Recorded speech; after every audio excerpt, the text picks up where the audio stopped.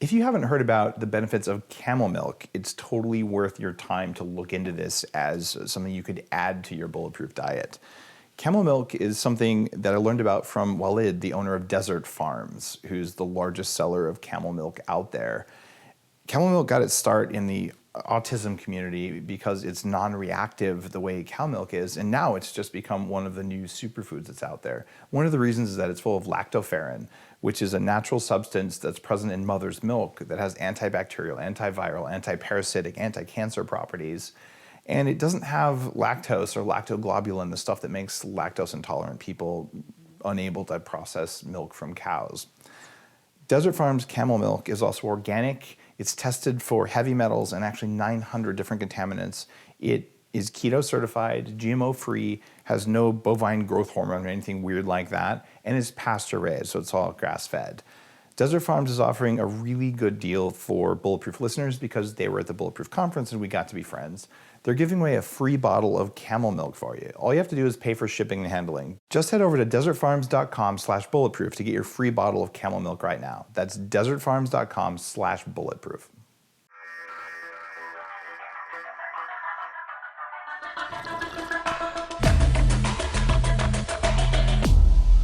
Bulletproof Radio, a state of high performance. You're listening to Bulletproof Radio with Dave Asprey. Today's cool fact of the day is actually not that cool. It's a little bit troubling. And it's that today we're going to talk about kids. And right now, only about 2% of American children eat a healthy diet. Researchers say that childhood obesity could reduce life expectancy by 5 years or more over the next decades. It's already happening, by the way, right now. We just had a reduction in that you'll hear about in the show. And I want my kids to have the ability to live to at least 150, given that I'm going to live to 180 plus, at least that's my plan. I also want your kids to have that same opportunity because I believe it's entirely possible, given our biology, given our technology, that we can extend our human lifespan very meaningfully, not so you're old and decrepit, but so that you're old and full of energy. And then eventually you die, but you don't spend 30 years in a retirement home, unless that's what you want to do. It's that level of freedom, that level of control over our biology. And that's what has my attention, because 45% of kids now are diagnosed with type 2 diabetes. That's not right. Right now, 45% of children diagnosed with diabetes have type 2 diabetes just because they're obese. When I was an obese kid, I was never diagnosed with type 2 diabetes. In my early 20s, I had fasting blood sugar of 117, and I was definitely pre-diabetic, pretty much on the cusp of type 2 diabetes. And I know that that was not necessary, and it wasn't because my parents didn't care. They were actually actively taking steps to improve my health. They were just the wrong steps. And experts believe that if the current adolescent obesity rates persist, there'll be more than 100,000 additional cases of heart disease connected to obesity in about 20 years. This is just not okay. So you are going to hear from a guy on the show today who is doing something about it, a guy with some of the most impressive credentials you'll ever come across, a New York Times #1 best-selling author who's been on the show before. So this is not meant to scare you as a cool fact of the day. This is meant to inspire you that there's something not so cool happening, but there's stuff you can do about it. Before we get into the show, there's something that can help, and it's called Bulletproof Get Some Ice Cream. And this recipe is something that I developed to help my wife, Lana, get pregnant. It's something that we use to help turn her fertility back on by just loading the body up with healthy, undamaged fats. And what it uses is, well, no sugar, and it uses Bulletproof XCT oil or brain octane oil, grass-fed butter, and egg yolks, and 0 sugar. This is such a nutritionally dense and satisfying ice cream that it's called Get Some Ice Cream because about an hour after you eat it, adults' bodies get a signal from the food that says there's every ingredient you need to make a healthy baby. Maybe now is a good time to go try. So this is kind of a well-known recipe amongst longtime bulletproofers or people who read the Better Baby book. It's something I haven't talked about enough. You can use the Bulletproof Vanilla Max, which is our lab-tested vanilla, And vanilla is neat because when you use real vanilla, not that fake stuff that about 95% of vanilla flavoring is made of, real vanilla is full of these dark polyphenols that are really good sources of antioxidants. So you put the vanilla, you put the brain octane, you blend it all up, and you make it in an ice cream maker. And here's why I'm telling you this in a show that's going to be about obesity and about kids and about fat. My kids get some ice cream for breakfast. They're like, I get ice cream for breakfast? You can make it with chocolate, you can make it with vanilla. So check out the recipe on the website. It's called Bulletproof Get Some Ice Cream. And if you ever happen to be in Santa Monica, we make it in the Bulletproof coffee shops. You can go there and we'll make it for you. It sounds too good to be true. 0 sugar, really creamy, amazing, and good enough for breakfast for your kids where they'll want to eat it. It's there, and it's what we do at my house. You can find Bulletproof XCT oil, Brain Octane oil, and Vanilla Max all on bulletproof.com, and I always appreciate your business, and it's one of the ways you can say thanks for what we do on the show here. Speaking of the show, if the show is really beneficial for you, I'd love it if you took just a minute to give us a 5-star rating on iTunes. I know it takes a little bit of your attention. It maybe takes 10 seconds, but it really helps other people find the show, and it helps to inspire me. I'm grateful for your feedback and grateful for your comments, grateful for your support, however you choose to express it. Now, on to the show. We are filming live from the American Academy of Anti-Aging Medicine in Las Vegas, which is the preeminent event for anti-aging physicians really in the world. This is a very well-respected organization, and I have one of the keynote speakers here as a guest, which is a good honor. We get to meet in person. If you're a longtime listener, you already maybe heard the podcast with Dr. David Ludwig. Dr. Ludwig is a giant in our field. And I'm going to have to read this because there's too many affiliations for all of you. So if you're watching on our YouTube channel, you see I'm looking down here. He's an endocrinologist and researcher at Boston's Children's Hospital. He's a founder of the Optimal Weight for Life program, a professor of pediatrics at Harvard, and a professor of nutrition at the Harvard School of Public Health. So you don't see a lot of endocrinologists, physicians, nutrition professors out there.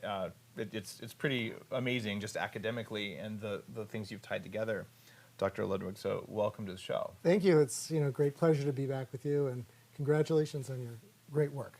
Oh, thanks. It's funny because I'm also keynoting at this conference, which is an honor for me because I'm the only non-physician to do it and to share a stage with you and with Dr. Perlmutter. David Perlmutter, so we talked about the 3Ds, the 3 Davids. Exactly. You've got nutrition in 3D. It's kind of crazy. And the reason I wanted to talk with you today and to share your knowledge with our guests is that last time you were on the show, you talked about your new book, Always Hungry, which is, if you guys haven't checked out this book, if you liked the Bulletproof Diet, if you're interested in what fat can do for you, here's a guy with about 10,000 times more academic credentials than I have, who has some good stuff to say about fat. You're one of the people leading the national conversation, along with like Nina I always say her name wrong. Teicholz, and Nina and I are friends as well, even though I say her name wrong. Who's also written some books about fat, but there's this national conversation where you have the old school, low fats, mostly paid for by big grain, sort of research out there, and you're refuting some of that using very strong academics, randomized controlled trials, and the things that everyone wants but no one has paid for, except for maybe big drug companies and things like that. But there's something else you've done. It's something that I actually really value, and I wanted to talk about that as well. Your very first book was actually about combating childhood obesity. So I want today to touch on what are we going to do in order to get randomized controlled trials, like really good research to support the things that are in your book, things that are in Dr. Perlmutter's book, and the things about what fat actually does for our brains and our metabolism. So that's part of it. The other thing is, what can people listening do for their kids to combat childhood obesity? As you know, I was an obese child, and I still have stretch marks all over the place. Wow. Quick plug, by the way, All right. The new stretch marks book is on Amazon. It's like $1 or something. It's really cheap. Everything I know about stretch marks in one place. So you don't have to stretch financially. Exactly. But this is the sort of thing, if someone had told me when I was a kid, Yeah. I was desperate. Right. Like the 3 rippled stomach when you're 14, and your self-esteem is affected by that, and you feel Sure. you feel crappy. And my parents would give me bran muffins and squeezed margarine because that's what the doctors said. What should people listening do if they're dealing with fat kids, or just to help fat kids? Well, part of the tragedy is that not only is the main prescription that we're telling people to follow the low-fat diet doesn't work. Not only does it not work for most people, and we can talk about why, Yeah. but it blames people for the failure. You know, if losing weight is just about calorie balance, just eat less, move more, then anybody should be able to do it. Sure. And if you can't do it, there must be something the matter with you. Like a moral failing, right? Well, it's, you know, and why is it that society treats people with a weight problem with more stigma than with almost any other medical issue? It's because there's this implicit sense that weight is simply a matter of willpower, discipline, and sticking to a diet. And that if you can't do it, there must be something the matter with you. Yeah, you're weak. Yeah. Poor discipline, poor willpower, or a character issue. You know, I mean, think of gluttony and sloth among the 7 deadly sins. And my message, and so many others, including yours, is that body weight is more about biology than willpower. Oh, yeah. You know, talk about kids in school. To this day, children can get fat-free, sugary, pink or chocolate milk. So that it doesn't matter that if they dump in loads of sugar, as long as it's fat-free. But children are prohibited by national policy through the USDA from getting plain whole milk. Now, It's offensive. This is what I call the persisting harms of the low-fat diet era. Even though the USDA came forth with its new recommendations, 2015, quietly lifting the limit on dietary fat, almost nobody knows about it because the low-fat diet was launched with massive fanfare. Government, nutrition societies, doctors, dietitians have been telling us for so long that if you don't want fat on your body, don't put fat into your body.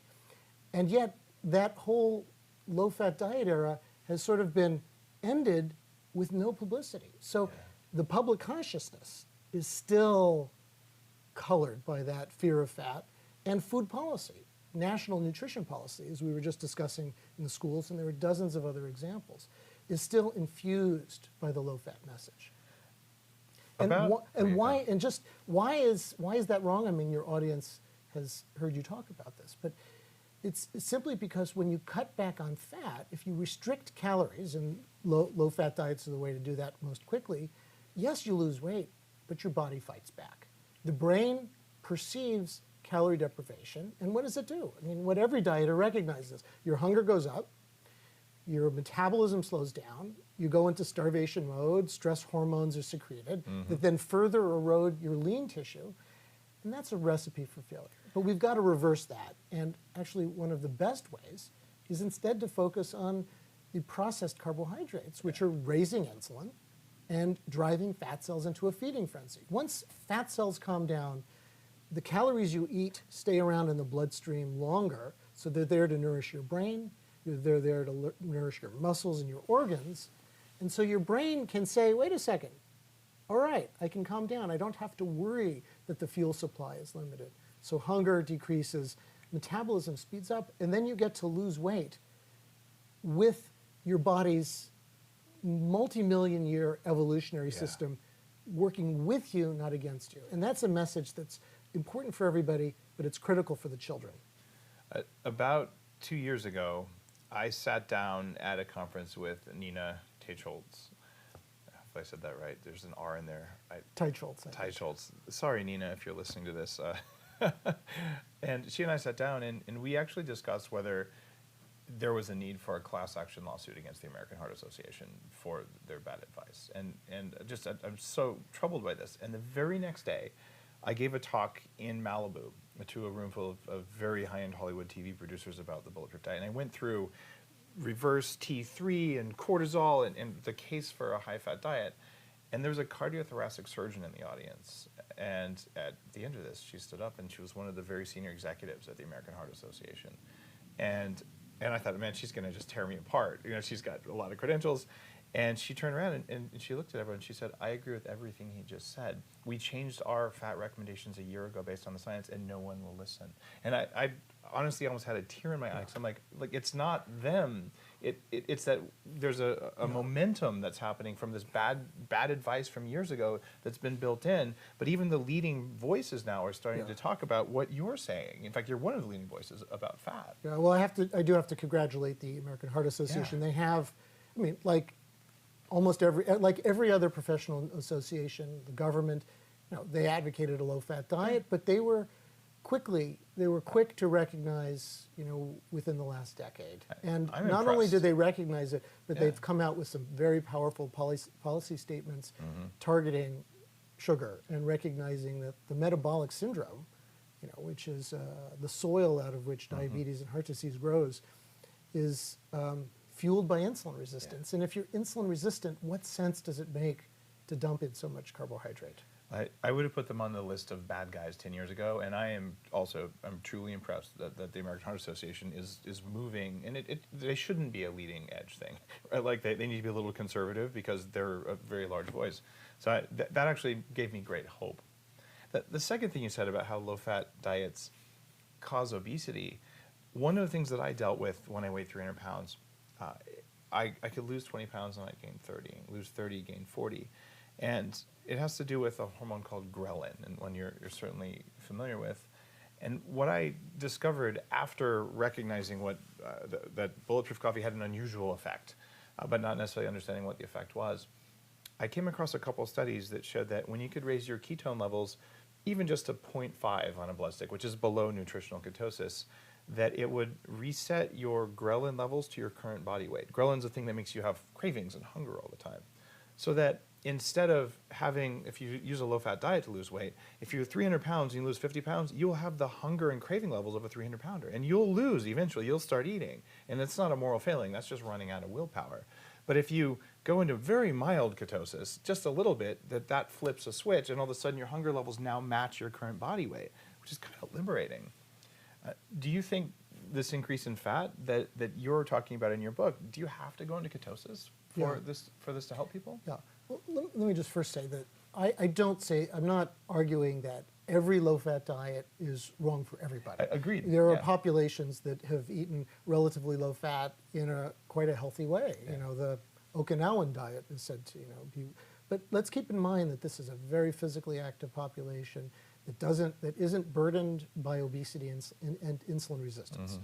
We're talking about what to do with a population in the United States and increasingly throughout the Western and now the developing nations that has obesity as its leading nutritional problem with insulin resistance.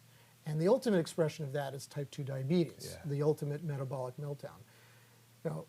People with diabetes are still told to eat a high carbohydrate diet. Type 2 diabetes is by definition glucose or carbohydrate intolerance. It's like telling somebody with lactose intolerance to have a lot of lactose. It doesn't make sense.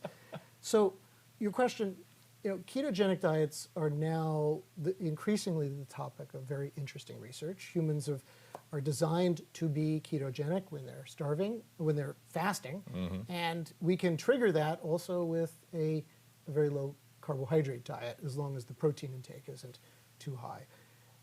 Or exogenously, like the brain octane oil that I make. Yes, you've focused on ways of hacking the ketogenic pathways. And these medium chain triglycerides, especially C8 and C10, are very ketogenic. The body wants to burn them. It goes right to the front of the fuel shuttle and raises ketone levels. Ketones pass the blood-brain barrier. And so my own experience on a ketogenic diet was really nice mental clarity, because blood sugar, when you're dependent on glucose to feed your brain, changes in your blood sugar could potentially affect your mental function. And we see that in people with what's called reactive hypoglycemia. They eat a bagel for breakfast, they feel good for an hour. A couple hours later, you can see their blood sugar is down at or below fasting, and they're fuzzy. Ketones, if you get into that state, are stable, and they're a very efficient fuel. The question is, does everybody need to be, is it advantageous for everybody? We don't know, and we need the research. I think what I'm especially interested in is people with type 2 diabetes. The possibility that a ketogenic diet could comprise an alternative to bariatric surgery has to be researched. And why do we spend $1 billion to develop a drug for just one diabetes complication, like cholesterol or hypertension, control blood sugar? We need to be spending $1 billion for high quality, long-term, big-scale randomized controlled trials. But most of the research we do in nutrition suffers from a shoestring budget, so we can't get definitive answers. So I think that that's one place. Another big question is whether the ketogenic diet will have advantages for the broad population, or whether we can get most of the benefits just by cutting down on the processed carbs, building up on the healthy fats. Ketogenic diets are restrictive. Although, with some of your preparations, a little less so. I've come to the conclusion, and Jeff Volek, who's one of the preeminent keto researchers, is actually here at the A4M, so I'm going to hopefully get a chance to chat with him as well. There's a crowd of very vocal keto advocates online who are all ketosis all the time, glucose is the devil's work, and I don't believe that's borne out biologically. After having been in extreme ketosis for a while I believe that there's a pretty good argument that everyone, with maybe some weird genetic exceptions, would benefit from being in ketosis at least occasionally, at least mildly. And what I find on my own blood sticks is that if I use brain octane in my Bulletproof coffee, I can get to 0.8, which is the edge of nutritional ketosis, as long as I don't have any sugar in the morning, even if I had sugar the night before. So I just want a little bit of ketone present because it provides that mental clarity. And by varying things like that, I just measured my insulin sensitivity, and it's on a scale of 1 to 120. And I don't remember the metrics off the top of my head, but 120 is type 2 diabetic, and 1 is as insulin sensitive as you can get. I used to be pre-diabetic, and I'm 1. I'm as insulin sensitive as you can get, and I'm highly glucose tolerant at the same time, which is unusual. And I think that cyclical ketosis doing it, but I want to see the research. Yeah. Right? We need to have a $1 billion institute. Let's create one at Harvard to do, the definitive studies to answer these questions. Whatever the answer is, we need it. We need the answer. Maybe there are some areas that we, I cherish my own hypotheses. Maybe we're 50% right. Maybe we're 80% right. Even if we're 10% right, let's find that 10% and prove it. And then finally, the percentage where maybe we didn't get it right, but out of failure of a research study, sometimes you get a much greater discovery. Like penicillin was discovered out of somebody's failed experiment, basically. Right. And it just makes no sense that we are investing so massively in drug development and have so many fundamental questions about food as medicine. Every time we eat, the hormones in our body change. Hormones are the most potent substance we have. They change the very expression of genes in our body. And you can influence that based on the amount, but also the type of foods you eat. Why aren't we taking advantage of that? Why aren't we thinking of food as the ultimate medicine without side effects? But there's no multi-billion-dollar company that stands to make huge profits from food research. It's true, at least not yet. And Bulletproof is very far from a billion-dollar company. But I'm willing, as the company grows, to fund research on things like that. I'm coming back in 5 years. And even maybe less than that, because there's a difference when you're making foods that are meant to have a specific effect. One of the problems that I run into, though, is that if I, say, carefully crafted a coffee beverage that I knew had medical effects, even if I can show in one of your Harvard studies very strong effects, let's say on Alzheimer's, cancer, diabetes, or heart disease, any of the really big diseases of aging, there are legal limitations that make it illegal for me to say a food can do that. Right? It doesn't matter how much data, it doesn't matter if everyone in the country knows it, if I put it on the label, it's not okay. Do you think that there's maybe a room for a policy change? So when food is proven to be healthy, we might actually call it healthy? I think when we've got high, the problem is there's so many supplements, and, with commercial interests that have been marketed in scurrilous ways. And so I think we, but that's the whole point. If we've got the data, then we can base recommendations and claims on that. Now, I want to bring this around, comment on something you just said, and then bring this back to children where you started. We've passed a milestone this year, which is that life expectancy, for the first time, essentially since the Civil War, it increased year after year. A few blips, a flu epidemic of 1918 was one, but basically it's been going up ever since. Yet, lately, the last couple of decades, it's been going up because we've been using more powerful drugs and surgical procedures to deal with the consequences of our diet, of obesity and insulin resistance. And we've just hit the tipping point. We saw that increase in life expectancy slow down in the last few years. Last year, we've got the first statistically significant decline in life expectancy. It was about 2 months, right? The difference in life expectancy went down by about 2 months. Yeah, that sounds about the right. And this is, many of them were food-related diseases, most notably cardiovascular disease and diabetes and a few others. So what's happening now? Well, we've got the first generation of children that were, and I should say that the most notable declines, it wasn't spread across the population, it was in middle age, not the old, not elderly. They're doing all right for their age. It's the middle age where we're seeing that going up. So what do we know about the middle age? Well, this is the first generation born with industrial foods. Born in the in the 50s and 60s, just as the fast food, industrial processed foods were really invading our diet, and then the low-fat diet on top of that. That generation is now beginning to be, the canary in the mine shaft here. And it emphasizes the critical importance of starting in childhood. This is an age when both behavioral, but also biological plasticity is at its greatest. Whether it's developing that relationship between the palate and the brain, and the sensitivity, or the gut microbiome that's training the immune system to tolerate the right foods, not develop leaky gut, or unfortunately, with the wrong influences, get the wrong microbiome, leaky gut, and the consequences of systemic.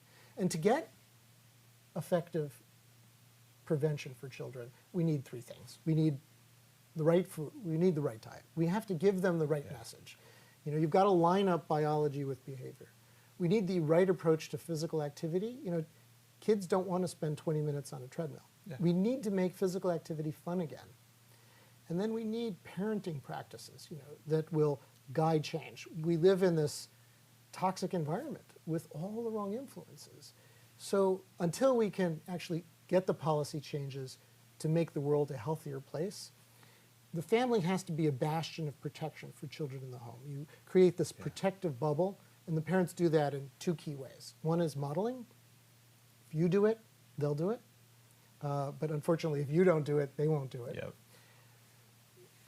And actually, what do we call protecting the home environment? If it doesn't support health, don't bring it in the home. And that applies to food, that applies to the high-def, widescreen TV in every room. Not that a kid can never have an ice cream cone. Just don't have it in the home. If we get these three things right, the right approach to, the right understanding of food, the right approach to physical activity, and the protective home in the environment, we can get an inroad into the obesity epidemic during those first few years that I think would prevent a massive public health crisis to come. There's a part of it too. It starts about 3 months before conception. It really starts with your grandmother from an epigenetic perspective. And my very first book was the Better Baby book with Dr. Lana, my wife, and it's what we did to turn our fertility back on. What came out of that really clearly, and here we are at an anti-aging conference, if you really want to live a long time, have a super healthy grandmother and mother who ate great foods. And I think a lot of this dying in middle age that we're seeing now is because our mothers were eating processed foods, and we know that this passes down. So even if you start with making an environment the way we did in our home, everything possible, we live in a forest so my kids can play outside, and we grow our own organic food. No Lyme disease? No Lyme disease. All right. Yeah, just lemon. But We do so many things to try and do that, but they're still paying for the genetic sins of my parents and their parents. You know, it's funny, it's a in the Bible, multi-generational thing. there's this quote saying, the sins of the father will be visited for 7 generations. And, you Yeah. know, if you do Bible studies, that sounds, you know, pretty harsh, but maybe from an epigenetic perspective, you know, the elders knew something.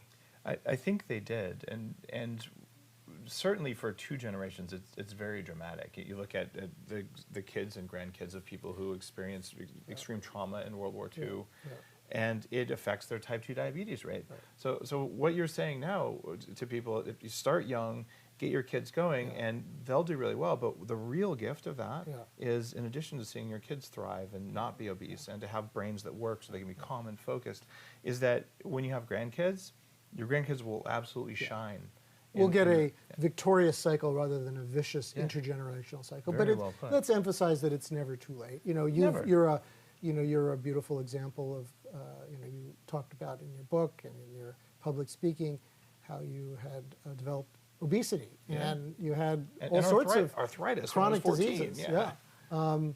And you look pretty good to me. I don't think I want to meet you in a dark alley at night. I'm 44, and I'm literally, my brain works better now than it did when I was 24.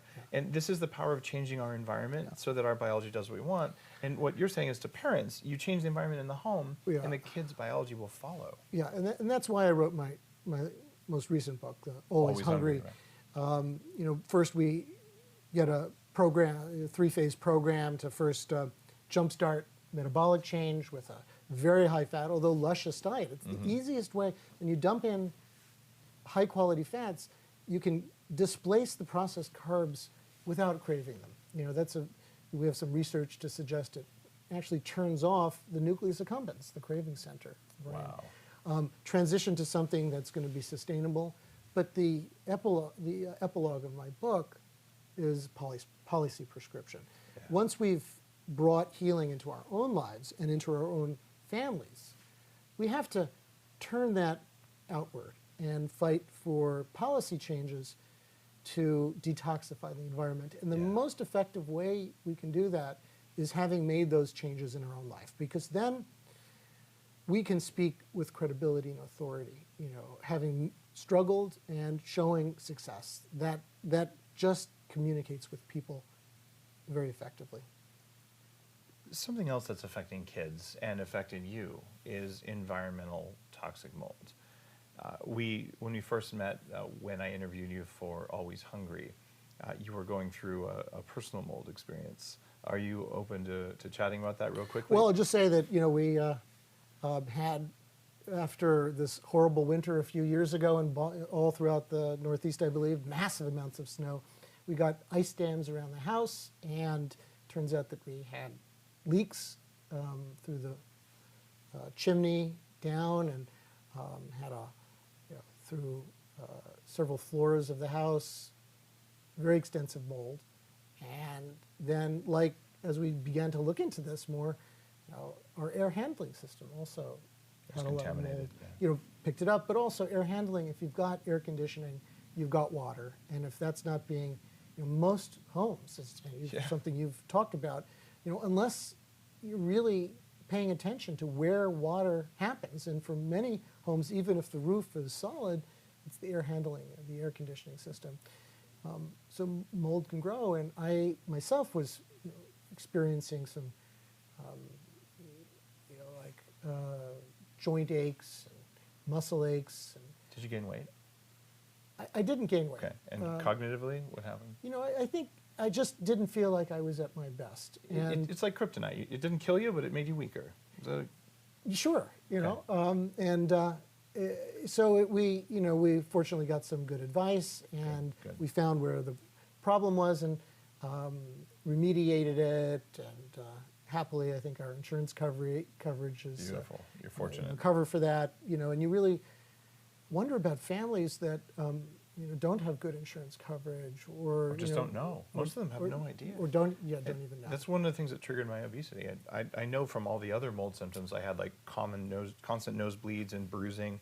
I lived in a moldy basement when I was getting to be an obese kid, And mold in a certain population of people triggers weight gain. Other people it triggers autoimmunity. But the problem is these symptoms are so generalized. Yeah.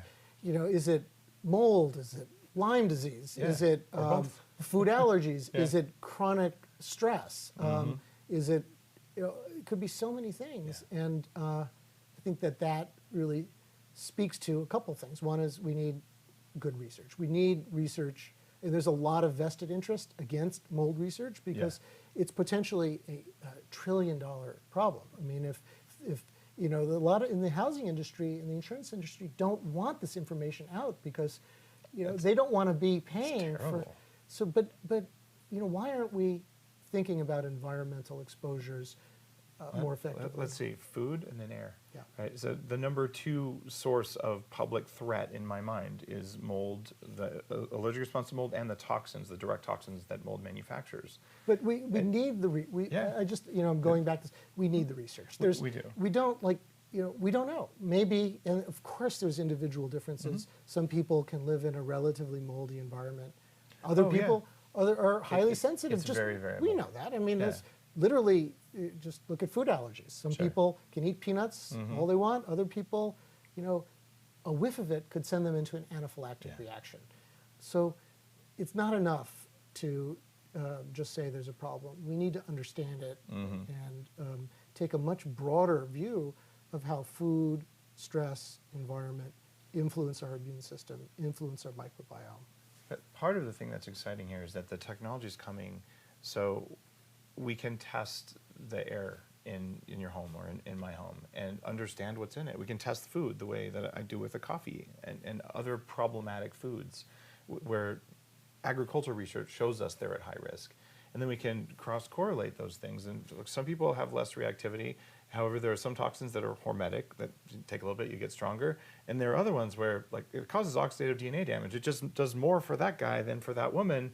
But maybe we ought to just pull this out of our environment when we can do it cost effectively. And that's the direction I'm pushing. Not perfection, but just awareness of problems, more research. And I've got about 900 studies on OTA and 1,200 on aflatoxin. And like, we know they're bad, but the dose and the individual variations, it's like a big open hole of research. Huge question mark. So before we wrap up, something that we talked about, you're interested in doing real randomized controlled trials of nutritional things that don't have any vested interest because they're not pharmaceuticals and things like that. And I know that we have a very substantial number of highly successful people who listen to the show because I've spoken with many of them, people with hundreds of millions to billions of dollars at their disposal. And thank you for listening. By the way, some of you I don't even know, I'm sure, but others I've been fortunate to meet. And if any of you are looking for some philanthropy, this is a good human being with all the right academic affiliations.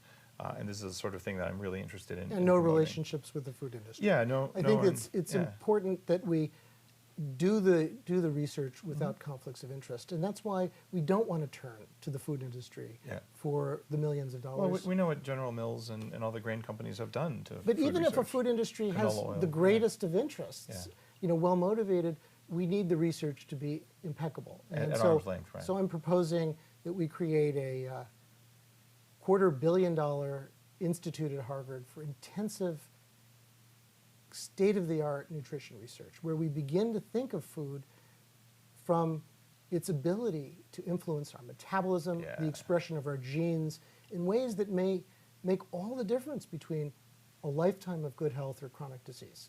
Well, maybe with some luck, someone who's looking for a good cause might want to fund some of your work at Harvard. If so, you can probably find either one of us on social media or send an email to support@Bulletproof, and I'll hook you up in the right way. Because, well, this is the sort of thing that can change the world in a very meaningful way. Dr. Ludwig, your book is Always Hungry, and I already said this at the beginning of the show, but if you haven't read the book and you're interested enough to be a regular Bulletproof listener, this is one that belongs on your bookshelf. It's very worthwhile. And it comes from someone who's the opposite of me, the unlicensed biohacker. Incredibly well-credentialed, well-experienced professor in multiple fields that are all coming together to provide you with the knowledge you have now. So thank you for being on Bulletproof Radio. Any other URLs or things you'd like to share? Sure. You know, invite your viewers to find me on drdavidludwig.com. Okay, And if you- Dr. David, Yeah. Ludwig. Yes, drdavidludwig.com, and there you'll find links to my social media. We also have a Facebook community of, I think now 7,000 plus people who are following the Always Hungry program and giving each other support. It's free and non-commercial. You don't have to buy the book to join the community. And our perspective is we're trying to heal ourselves and then create a grassroots movement for social change where we can then begin to demand that the healthy options are the convenient and the affordable options too. Amen. Thanks for doing Bulletproof Radio, and it's always a pleasure to get to hang out. We just finished lunch with Dr. Perlmutter, and it's been an amazing day. Okay. Really appreciate your work and appreciate Thank you for having me. Thanks.